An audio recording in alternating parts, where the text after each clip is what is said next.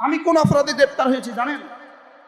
আমি গ্রেপ্তার হয়েছি যে অপরাধে, প্রথম মামলা আমার সাভার ফুলবাড়িয়া বাস স্ট্যান্ডে হামলার মামলা। আমারও তখন জিজ্ঞেস করে, আমি বলছি ফুলবাড়িয়া আমার জীবনে প্রথম শুনছি। আর সৌভাগ্যবশত তখন পর্যন্ত আমার সাভারে যাওয়া হয় নাই। কি বলছি বলেন? তখন পর্যন্ত আমার সাভারে যাওয়া হয় নাই। অথচ ওই মামলায় ক্রস ফায়ারের জন্য রেডি করছে আমাদের সকালবেলা। আপনাদের তো জানা ধারণাই নাই, বলি নাই কখনো। ক্রস ফায়ারের নিয়ম কি? সকালবেলা কি বলে জানেন? রেডি হও, গোসল করো, আয়নাঘর থেকে গোসল করো। গোসল করছে, রেডি হও, রেডি হয়েছে। এর অর্থ শেষ। এর অর্থ কি? এই সকালবেলা উঠাবে গাড়িতে, সারা দিন ঘুরায়, সারা দিন সারা রাত ঘুরায়, ঘুরাইতে ঘুরাইতে ঘুরাইতে ঘুরাইতে চোখ বাঁধা, হাত বাঁধা, পা বাঁধা, কিছুই জানে না। রাত 2টা বাজে, বাস গাজীপুরের কোনো জঙ্গলে ঢুকায় দিছে। হ্যাঁ, যাও যাও যাও, চলে যাও। তো জঙ্গলে ঢুকেছে, 50 গজ সামনে গেছে, পেছন থেকে গুলি করে দিছে। পরের দিন পত্রিকা, ক্রস ফায়ারে তিনি নিহত। এই ছিল সব নাটক। কি ছিল বলেন?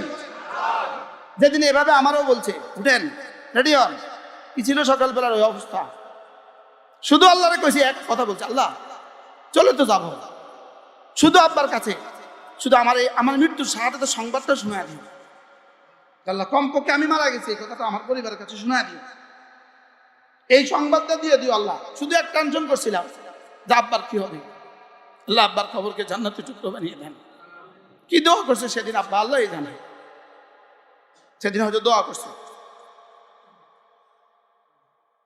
আল্লাহ তারা এই জালেমদেরকে যেন এই দেশে আর কখনো ফেরত না দেয়। আসবে না ইনশাআল্লাহ, বলেন ইনশাআল্লাহ, বলেন ইনশাআল্লাহ। আমাদের রক্ত ভুলবেন না, আমাদের কোরবানি ভুলবেন না। প্রতিটা টর্চার সেল থেকে সারা রাত চিৎকারের আওয়াজ আসতো, পিটাতে পিটাতে পিটাতে থকে গেছে এক একজন। এরপরে করছে কি, তার বিবিকে উঠায় নিয়ে আসছে, বিবিকে উঠায় নিয়ে পাশের রুমে বিবিকে পিটাতে শুরু করছে। বিবিকে কেন পিটাইতো? বিবি চিৎকার স্বামী শুনতো, স্বামীর চিৎকার বিবি শুনতো। এভাবে করছে। পৃথিবীর কোন জালেমকে রব ছেড়ে দেয় না। পৃথিবীর সব জালেম, কোন জালেমকে রব ছেড়ে দেয় না। বলেন রব কি দেয়? রব ছাড় দেন, ছেড়ে দেন না।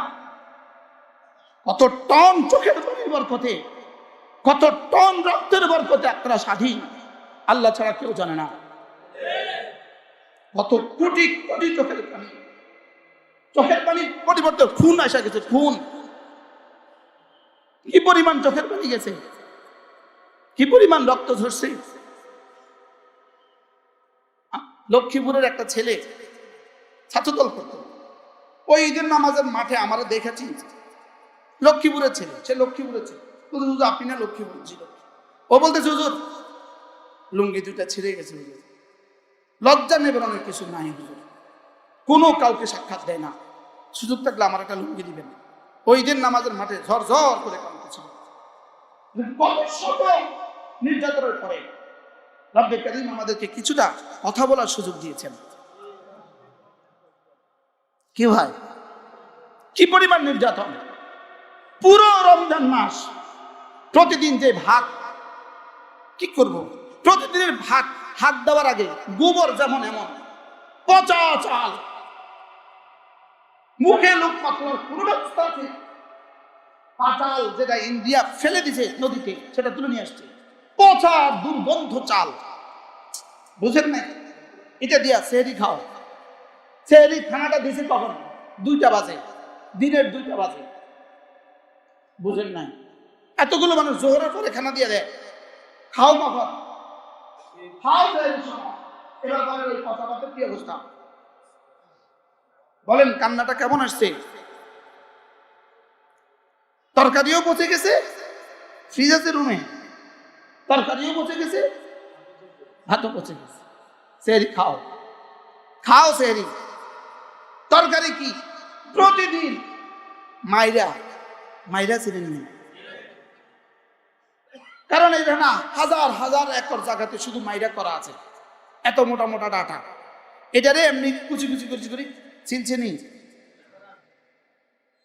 মাছ দিছে নি, মুরগি দিছে নি, আর তেল দিছে নি, কিছুই দেয় নাই, শুধু সিদ্ধ করে বানাই দিছে। এবার বুধবারে অ্যামনেস্টি ইন্টারন্যাশনাল আসবে, বুধবার বৃহস্পতিবারে অমুক আসবে, লিখে দিতে হবে মুরগি, লিখে দিতে হবে খাসি। বুঝেন নাই কিছু, কি করতে হবে? লিখতে হবে কি? দুই একটা আছে না একটু টেরর টুর, লিখবো না, বলবা খবর আছে কিন্তু, ব্যাস একজনে বলে দিছে, এটা দেয় নাই, তারা চলে গেছে, তারে বাইন্দে ফিরা শুরু। এটা দেখে পরবার তার কে বলে কত কোরবানির পরে স্বাধীন হয়েছেন। এই জন্য আর কোন দুর্নীতি যেন এদেশে ফিরে না আসে, এদেশের জন্য আর কোন দুর্নীতি ফিরে না আসে, এদের জন্য আর যেন স্বৈরাচার এদেশে ফিরে না আসে। আল্লাহ আমাদের সকলকে বুঝ দান করেন। মনে কষ্ট পেয়ে গেছেন, এই জন্য সূরাটা তেলাওয়াত করছি। কি তেলাওয়াত করছি? একটা সূরা তোদের সামনে তেলাওয়াত করছি, ওয়াল ফজর ওয়াল ফজর ওয়া লায়ালিন আশর ওয়াশ শাফঈ ওয়াল ওয়াতর। 10 রাতের কসম খেয়েছেন, ওয়াশ শাফঈ ওয়াল ওয়াতরে জোর বস্তুর কসম খেয়েছেন, ওয়াল ওয়াতরে বেজোরের কসম খেয়েছেন। আল্লাহ শুধু বেজোর, আর সারা পৃথিবীর সবকিছু জোড়া জোড়া। মানুষ, কবুতর, গরু, ছাগল, খালাকনাকুম আজওয়াজা। যাই হোক, ওয়াশ শাফঈ জোরের কসম, ওয়াল ওয়াতরে বেজোরের কসম।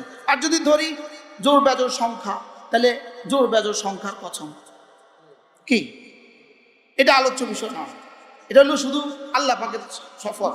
ওয়াল ফজরে ওয়া লায়ালিন আশরে ওয়াশ শাফঈ ওয়াল ওয়াতরে ওয়াল লাইলি ইযা ইয়াসরি। রাতের কসম, রাত যখন চলে, রাত যখন কি? রাত চলে না চলে না? দিন চলে না চলে না? চলে। বলে এটা প্রশ্ন আছে, যেটা নিষ্প্রাণ কোন দেহ চলে, নিষ্প্রাণ কোন বডি চলে? রাত নিষ্প্রাণ চলে, দিন নিষ্প্রাণ চলে। সুবহানাল্লাহ বলে না? আরে নিষ্প্রাণ লেকিন চলে, প্রাণ নাই লেকিন কি প্রাণ? জড় পদার্থ না জীব পদার্থ? জড় পদার্থ। দিন জড় না জীব? জড়, কিন্তু চলে। নিষ্প্রাণ লেকিন লেকিন নিঃশ্বাস নেয়। সুবহানাল্লাহ বলেন, নিষ্প্রাণ লেকিন কি না? এরপর আল্লাহ তাআলা বলেন কসম খেয়ে, ফজরের কসম খেয়ে বললাম। 2 নাম্বার 10 রাতের কসম খেয়ে বললাম। 3 নাম্বার জোরের কসম খেয়ে বললাম। 4 নাম্বার বেজোরের কসম খেয়ে বললাম। 5 নাম্বার রাতের কসম খেয়ে বললাম। এরপরে কি বললাম এটা নাই, কি বললাম এটা মাহজুফ, এটা উজ্জ্বল। এটা কি? এটা উজ্জ্বল। আজীব বিষয়, এতটা কসম খেয়ে কি বলবেন এটা উজ্জ্বল। এটা কি? আল্লাহ তাআলা বলেন আমি কি বলতে চাই তুমি বুঝে লও। সুবহানাল্লাহ বলেন। আমি বললাম আল্লাহ, মুফাসসিরিন বলেন কি উজ্জ্বল? আল্লাহ তাআলা কসম খেয়ে বলেন আমি ওয়াল ফজরে, ফজরের কসম খেয়ে বললাম। ওয়া লায়ালিন আশর, 10 রাতের কসম খেয়ে বললাম। আমি না বেজরের কসম খেয়ে বললাম, আমি না জোরের কসম খেয়ে বললাম, আমি না রাতের কসম খেয়ে বললাম। নিশ্চয়ই নিশ্চয়ই আখিরাত হবেই হবে, জাযা আর সাজা হবেই হবে। আখিরাত হবেই হবে, জাযা আর সাজা হবেই হবে। জাযা মানে পুরস্কার, সাজা মানে শাস্তি। জাযা আর সাজা হবেই হবে। বলেন জাযা আর সাজা হবেই হবে, জাযা আর সাজা হবেই হবে। এটা বলে নাই, এটা রেখেছেন উজ্জ্বল। এবার রব বলেন